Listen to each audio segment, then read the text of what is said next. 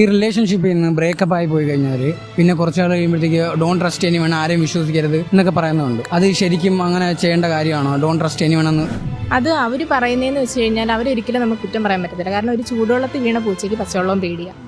അപ്പം അങ്ങനൊരു കാര്യം സംഭവിച്ചവർക്ക് ഇനി മറ്റൊരാളുടെ അടുത്താണെങ്കിലും ആ ഒരു ട്രസ്റ്റ് ഉണ്ടാവാൻ വലിയ പാടാണ്. ഇപ്പോൾ ഒരാളെ ആത്മാർത്ഥമായിട്ട് അത്രയും സ്നേഹിച്ച് അയാളെ ജീവനായിട്ട് കൊണ്ട് നടന്നിട്ട് പിന്നെ അയാൾ മറ്റൊരാളുടെ പുറകെ പോവുകയോ അല്ലെങ്കിൽ അങ്ങനെ എന്തെങ്കിലും ചെയ്തു കഴിഞ്ഞാൽ ഒരിക്കലും ഈ സിൻസിയറായിട്ട് ലോയലായിട്ട് നിൽക്കുന്നവർക്ക് സഹിക്കാൻ പറ്റത്തില്ല. അല്ലാതെ തോന്നിവാസം കാണിച്ച് നടക്കുന്നവർക്ക് ഓക്കെ, കുഴപ്പമില്ല, അവരും ആ മൂഡായതുകൊണ്ട് പ്രശ്നമില്ല. പക്ഷെ അല്ലാതെ സിൻസിയറായിട്ട് നിൽക്കുന്നവർക്ക് ഒരിക്കലും പറ്റത്തില്ല.